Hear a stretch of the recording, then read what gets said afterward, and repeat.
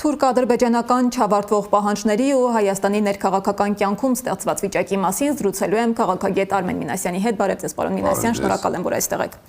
Պարոն Մինասյան, կա այնպիսի տպավորություն, որ այսօր Հայաստանի քաղաքական դաշտը կանգնած է կարմիր գծի վրա եւ հականիկոլական դիսկուրսից կարծես անցնում ենք հետնիկոլական կառուցման փուլի եւ իշխանությունն արդեն պայքարում է ոչ թե քննադատությունների, այլ կառուցողական խոսքի դեմ, որն իր ձեռքն է վերցրել հայ առաքելական եկեղեցին։ Արդյոք մտնում ենք հետնիկոլական քաղաքական փուլի մեջ եւ ով կամ ինչ ուժ պետք է լինի այդ նոր դիսկուրսի կրողը։ Կա այս պահին այդպիսի լեգիտիմ։ Անկեղծ ասած, ես չեմ տեսնում, որ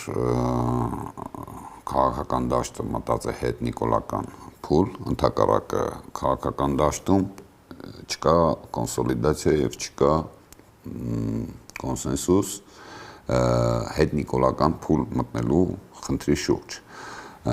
Քաղաքական ուժերը հականիկոլական, հակաիշխանական, ընդդիմադիր, ինչպես կուզեք անվանեք, քաղաքական ուժերը առայժմ չեն կարողանում իմի գալ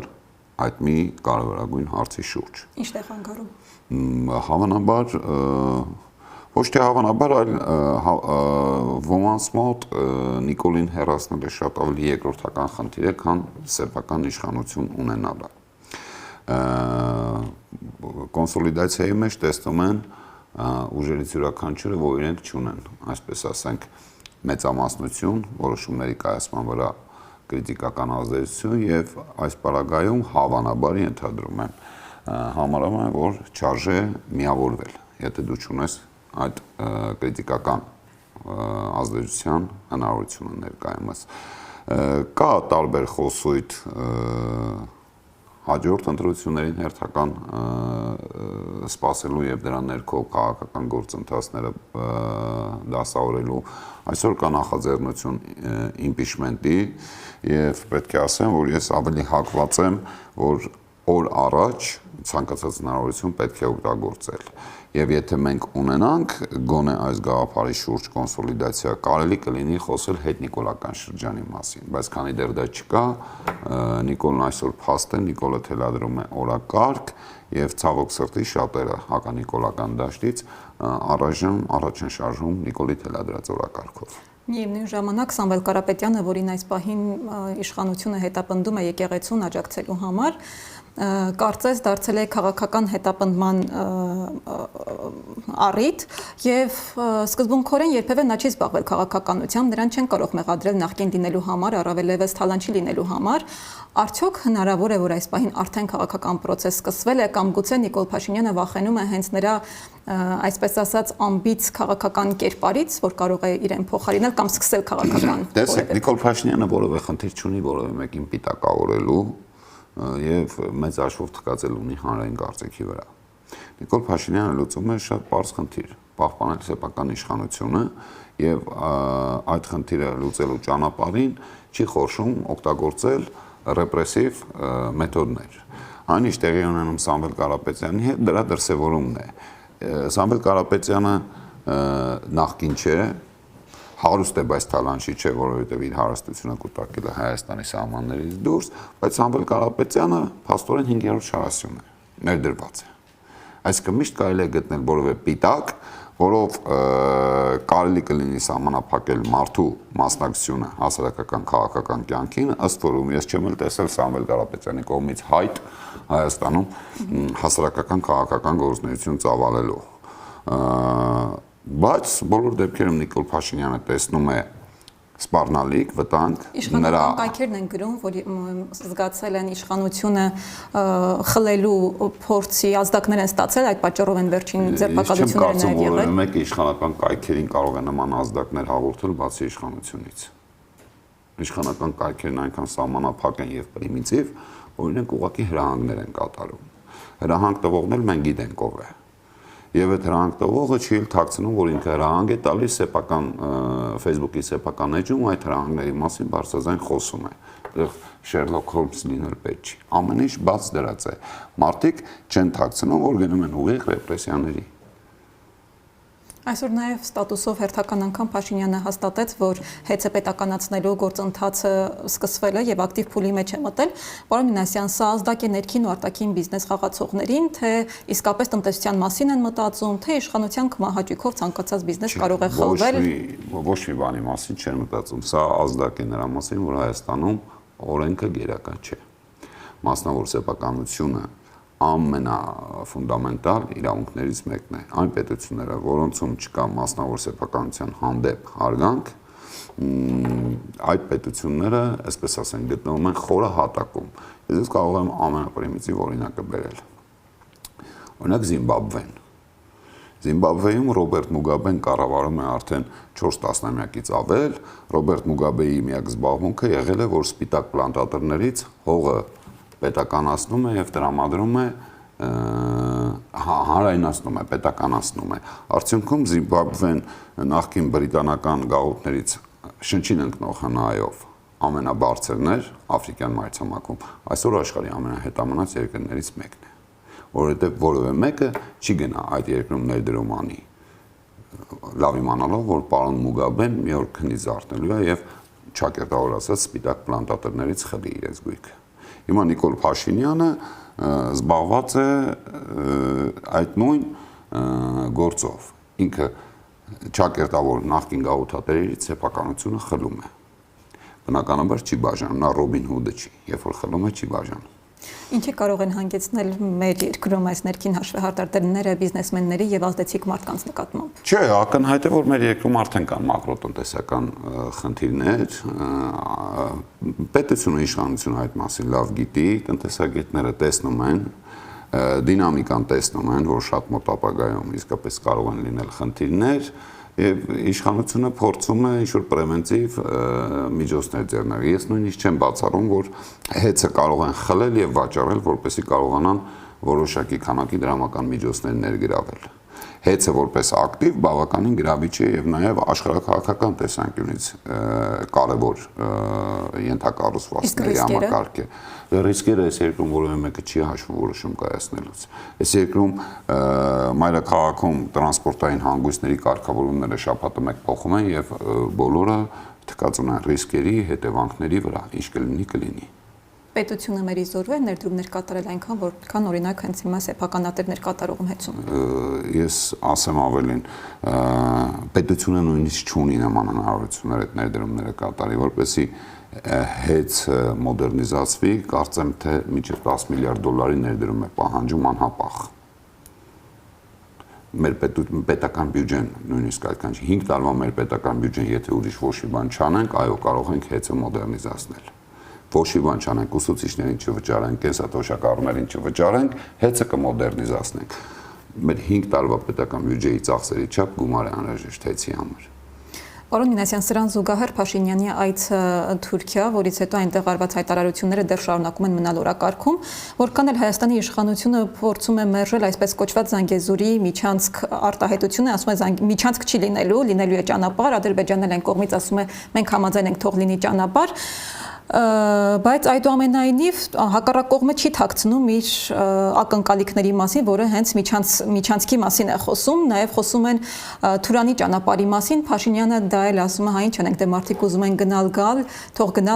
գնան, մենք չենք վախենում Թուրանից։ Այս ամեն ինչ ռիսկեր է իր մեջ պարունակում, ինչ է Թուրանի այդ ճանապարհ կոչվածը, որի իշխանությունը չի հասկանում։ Այստեղ տերմինաբանական շփոթի հետևում շատ կարևոր են կարգավորումները։ Ունենալ ճանապարհ եւ այդ ճանապարհն անցնի Հայաստանի Հանրապետության տարածքով, դա շատ լավ է, բայց այդ ճանապարհով տարանցումը երթևեկությունը ինչպես է կարգավորվում։ Այստեղ է կարևոր խնդիրը։ Այսինքն ադրբեջանական կամ թուրքական կամ վրացական կամ իրանական, ռուսական բեռնատարները այդ ճանապարհից օգտվելու են միանման կարգավորումների ներքո, այդ ճանապարհը գտնվելու է Հայաստանի սուվերեն հսկողության ներքո, մենք ունենալու ենք մաքսակետեր, ստուգելու ենք բեռները բացենք թողելու հայտարարումը տեղի ունենալու այնպես ինչպես բոլորի դեպքում, թե որոշակի արտոնյալ ռեժիմ է լինելու որոշակի պետությունների համար։ Սրա մասին որևէ մեկը չի խոսում։ Անունը դրեք ճանապարհ, միջանցք, տանձ-խնձոր, էական չի, էական են կարգավորումները։ Ինչ պայմաններում են սահմանհատում տեղի ունենալու, ինչ պայմաններով են երթևեկելու եւ արդյոք ոմանք լինելու են արտոնյալ, թե ոչ։ Այստեղ է խնդիրը, որ որևէ մեկը այս մասին մեզ տեղեկություն չի տալիս։ Եվ քանի որ ես էլ սուրճի բաժակ նայող չեմ ու չկա պաշտոնական տեղեկություն կամ առնվազն արտախոսք, մի բան կարող եմ ենթադրել։ 2020 թվականից հետո Նիկոլ Փաշինյանը ինչ-որ բանակցում է եւ բանակցում է գաղտնի, այսպես ասենք։ Դրա մասին չկա բաց տեղեկություն։ Ես գրեթե 100%-ով վստահ եմ, որ դա վնաս է Հայաստանի Հանրապետության շահերին, որովհետև Նիկոլ Փաշինյանի բանակցային դիրքերն այնպեսին չեն, որպեսզի նա ի օգուտ բանակցի։ Նամանավանդ, երբ որ մենք տեսնում ենք հակառակորդ կողմի հրապարակային պահանջկոտ կեցվածքը։ Տեսեք, Նիկոլ Փաշինյանը այցելում է Ստամբուլ, պատմական այցելություն է, առաջին անգամ պաշտոնական այց եւ այլն, Հայաստանի վարչապետը վերադառնում է հաջորդ օրը Ստամբուլում տեղի ունենում իսլամական կոնֆերանսի գագաթնաժողով եւ գագաթնաժողովի եզրափակիչ հայտարարության մեջ հակահայկական դրույթներ են տեղ գտնում։ Կարող ենք ենթադրել, որ Թուրքիայի հետ բանակցություններ եղել են արդյունավետ Նիկոլ Փաշինյանի։ Այսինքն կարծում եք, որ նույն ադրբեջանցիների վերադարձի մասին այդ համաձայնեցված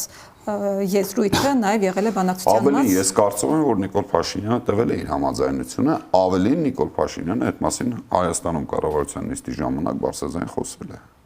որ այո, այդ մարդիկ իրավունք ունեն վերադառնալու։ Բայց արտգործնախարարությունը հերքեց, ասաց մտահոգված եմ այդ հայտարարությունով, դա հակասում է Հայաստանի Հանրապետության ինքնիշխան տարածքին։ Մեր արտգործնախարարությունը երբ ինչի վերաբերյալ է մտահոգություն հայտնում։ Ես Նիկոլ Փաշինյանի կառավարության դրա անդամների գործողությունների մեջ չեմ տեսնում հետևողականություն, չեմ տեսնում ռազմավարություն, չեմ տեսնում ծրագիր։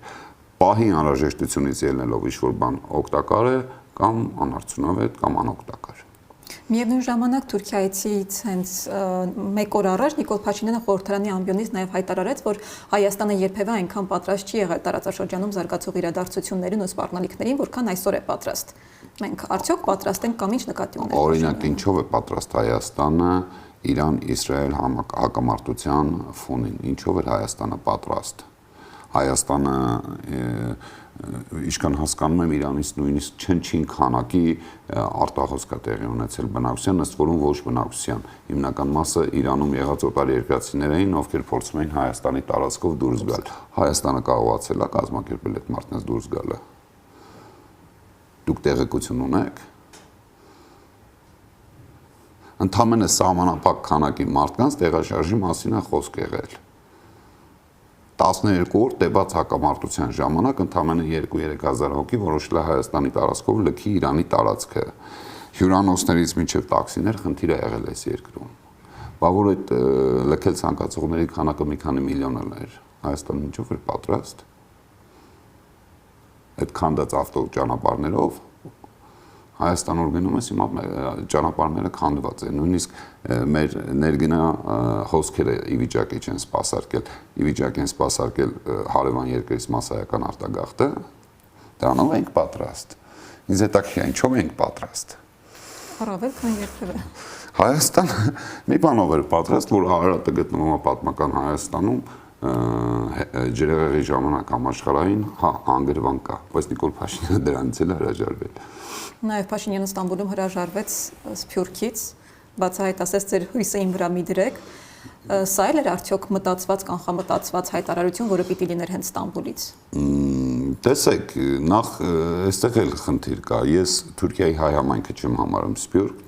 ի տարբերություն աշխարհասփյուռ հայության մեծ մասի Թուրքիայում բնակվող հայությունը բնակվում է իր պատմական հայրենիքում։ Իրենք երբեք չեն լքել իրենց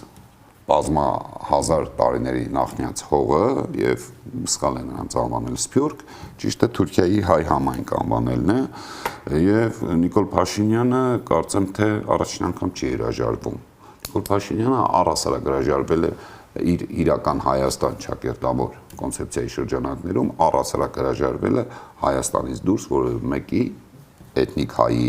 հայ ժողովրդի ներկայացուցիչ անգամ նույնիսկ Հայաստանի Հանրապետության շահերը սպասարկելուց։ Հիմա հերթական հայտարարությունը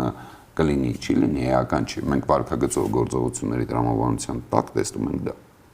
Պարոն Մինասյան, այդուհանդերձ ինչ ռեսուրսներ ունի այսօր Հայաստանը վերակազմվելու, վերականգնվելու համար։ Ինչպես դուրս գալ այս փակ ուղուց եւ որն է առաջին քայլը ոչ թե որպես վերլուծություն, այլ որպես քաղաքական խորհուրդ։ Տեսեք, Հայաստանը դրանք մի կողմ, պետությունը որպես պետություն իր խնդիրներ ունի, նախ հասարակությունը պետք է առողջանա եւ փորձի կոնսոլիդացվել ընդհանուր գաղափարի, ընդհանուր շահի շուրջ եւ ոչ թե մտածածին, այլ իսկապես յուրաքանչյուր անհատ իր մակարդակում գիտակցի իսկ որն է իր շահեց կյանքում։ Եվ եթե յուրաքանչյուրը